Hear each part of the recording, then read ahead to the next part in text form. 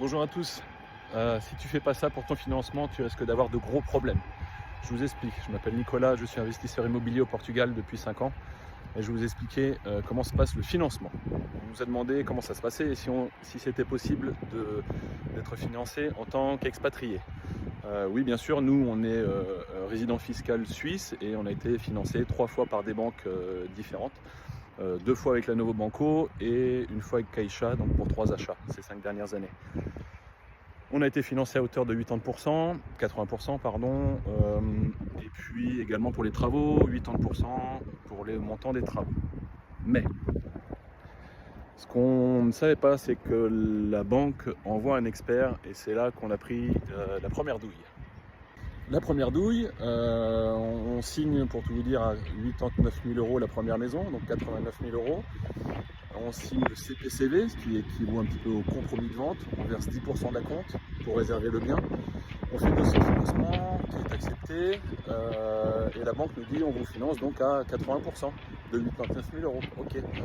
Mais on fait passer un expert. D'accord, pas de problème. L'expert passe, l'expert dit ah non, mais la maison ne vaut pas 89 000, elle vaut, je crois que c'était 70 000. Ok, pas de problème.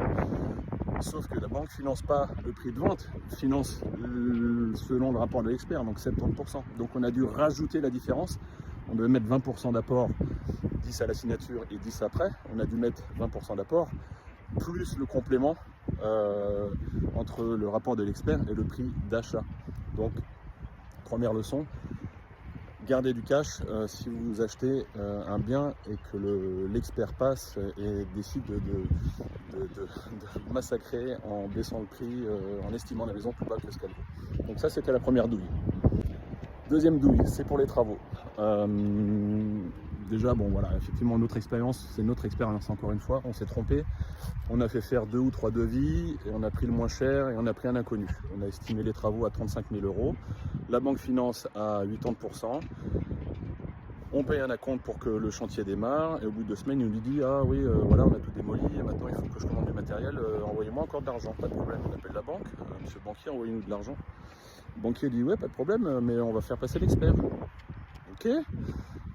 L'expert passe et dit effectivement, le taux d'avancement est d'environ de 10%, donc je vous débloque 10% du montant qui vous est alloué. Donc on s'est retrouvé avec 3 000 € je crois, alors qu'on en a demandé un petit peu plus. Et du coup, il a fallu avancer les travaux bien plus que ce qui était prévu. Donc ça, c'est la deuxième douille. Si vous faites des travaux, gardez du cash pour avancer les travaux, au moins jusqu'à 50% pour que la banque libère les fonds et vous puissiez avancer vos travaux sans trop de soucis.